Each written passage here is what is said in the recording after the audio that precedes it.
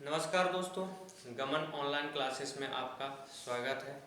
जैसा कि मैंने आपको पिछले वीडियो में बताया था कि आज हम अपने आने वाले वीडियो में पृथ्वी की उत्पत्ति के संबंध में चर्चा करेंगे। पृथ्वी की उत्पत्ति के संबंध में कुछ संकल्पनाएं, कुछ दार्शनिक और विद्वानों द्वारा दी गई हैं, जिनके संबंध में आज हम विस्तृत चर्चा करेंगे। पृथ्वी की उत्पत्ति के संबंध में सबसे पहले तर्कपूर्ण परिकल्पना का प्रतिपादन 1749 ईस्वी में फ्रांसीसी वैज्ञानिक कास्टे द वफन ने की थी। ठीक है, पृथ्वी की उत्पत्ति के संबंध में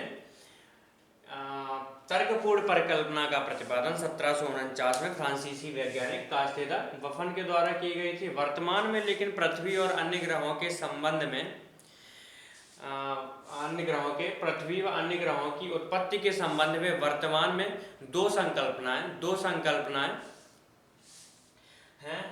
कौन कौन सी है? एक है अद्वैतवादी संकल्पना, जिसे इंग्लिश में मोनिस्टिक कॉन्सेप्ट बोलते हैं, और दूसरी है द्वैतवादी संकल्पना, जिसे डुअलिस्टिक कॉन्सेप्ट बोलते हैं। अद्वैतवादी संकल्पना के अंतर्गत कांट की वायव्य राशि परिकल्पना है और लाप्लास की निहारिका परिकल्पना है।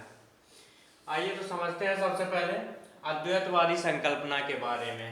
अद्वैतवादी संकल्पना के अंतर्गत पहली हेडिंग डालिए, कांट की वायव्य राशि परिकल्पना। एक जर्मन वैज्ञानिक थे, दार्शनिक थे एक्चुअली, एक जर्मन दार्शनिक थे कांट, जिन्होंने सन 1755 ईस्वी में इस वायव्य राशि परिकल्पना का प्रतिपादन किया था। और इनकी जो परिकल्पना थी वो न्यूटन के गुरुत्वाकर्षण नियमों पर आधारित थी। इन्होंने बताया कि प्रारंभ में एक तप्त एवं गतिशील निहारिका को इंग्लिश में नेबुला भी बोलते हैं, एक तप्त एवं गतिशील निहारिका से कई गोल छल्ले अलग हुए और उसके बाद वो ठंडे पड़े। कई गोल छल्ले निकले और शीतलन से विभिन्न ग्रहों का निर्माण हुआ। उन गोल छल्लों के ठंडे होने से बहुत सारे ग्रहों का निर्माण हुआ, जिनमें से पृथ्वी भी एक ग्रह है। लेकिन क्या है, कांट ने गणित के नियमों का सही से अनुप्रयोग नहीं किया, गलत नियमों का अनुप्रयोग किया। इनका जो कांट का वायव्य राशि परिकल्पना है, इनका नियम जो है वो कोणीय संवेग के संरक्षण के नियम का अनुपालन नहीं करती है। एक दूसरे विद्वान थे जिनका नाम था लाप्लास, इन्होंने अपनी निहारिका परिकल्पना दी थी। फ्रांसीसी विद्वान थे लाप्लास फ्रांसीसी विद्वान थे। इन्होंने 1796 ईस्वी में कांट की जो वायव्य राशि परिकल्पना है, इसमें संशोधन करते हुए बताया कि निहारिका से एक ही छल्ला निकला था। निहारिका से कई सारे छल्ले अलग नहीं हुए, बल्कि निहारिका से सिर्फ एक ही छल्ला अलग हुआ था। फिर वह एक छल्ला कई छल्लों में विभाजित हुआ, जिसके शीतलन से ग्रहों का निर्माण हुआ, जिनमें से पृथ्वी भी एक है। ये दो परिभाषाएं जो हैं, कांट की वायव्य राशि परिकल्पना और लाप्लास की निहारिका परिकल्पना, ये अद्वैतवादी संकल्पना के अंतर्गत आती है। दूसरी अपनी द्वैतवादी संकल्पना, जिसके अंतर्गत पहली जो है वो चैम्बरलिन व मोल्टन की ग्रहाणु परिकल्पना है। चैम्बरलिन व मोल्टन की ग्रहाणु परिकल्पना है।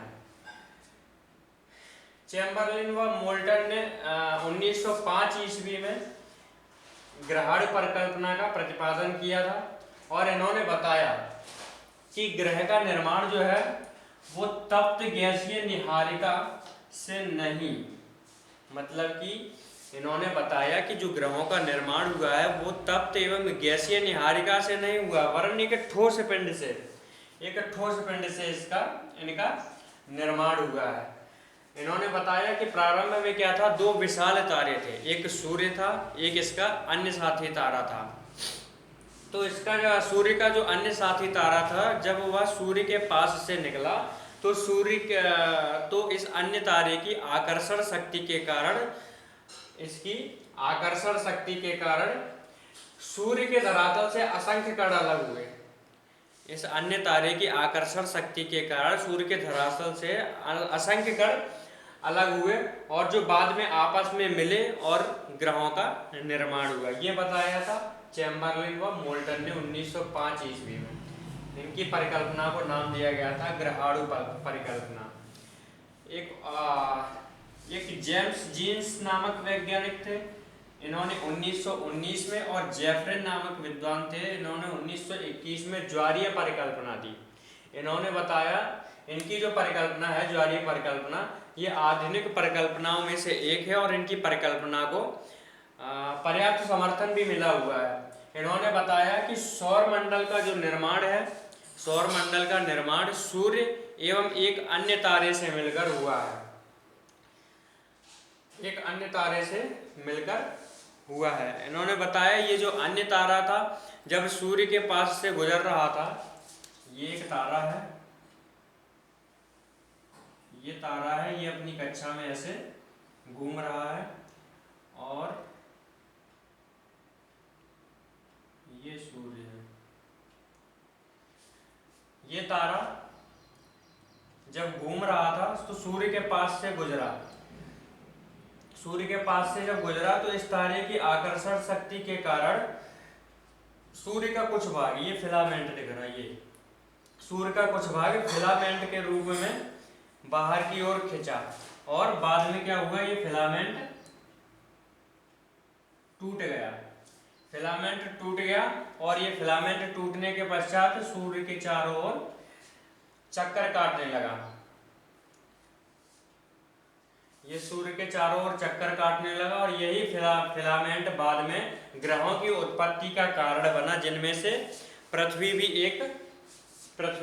एक ग्रह है।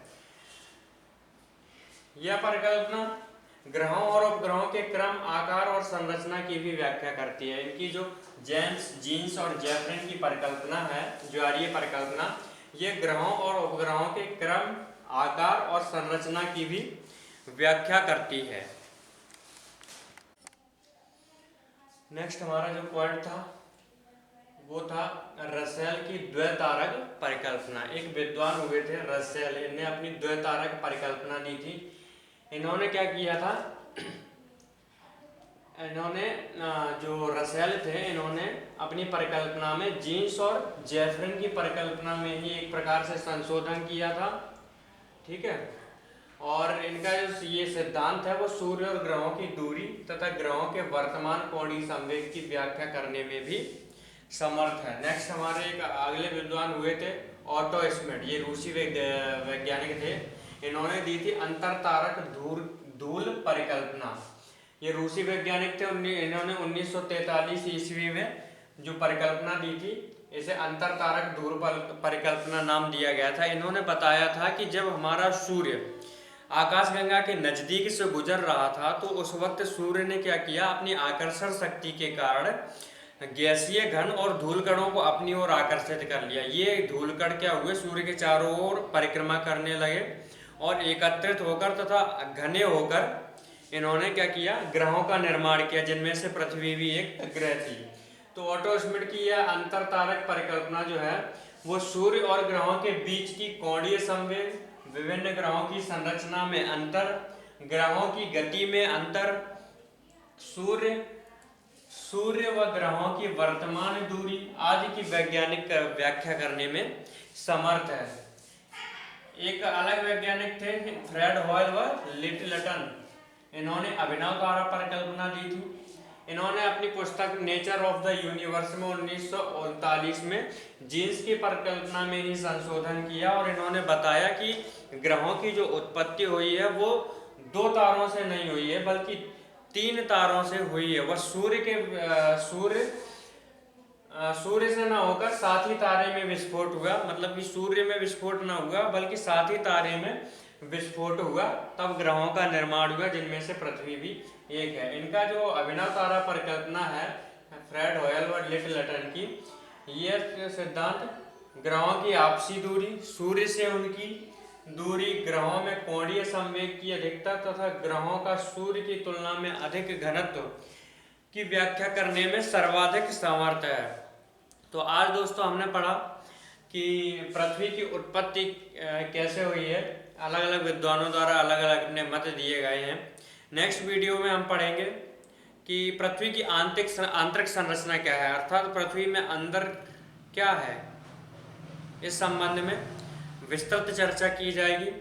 तब तक आप हमारे इस वीडियो को देखिए।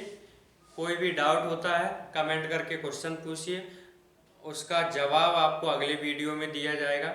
और हाँ, चैनल को लाइक और सब्सक्राइब जरूर करें। वीडियो देखने के बाद डाउट होता है तो कमेंट करके ज़रूर हमसे पूछें। ठीक है, धन्यवाद।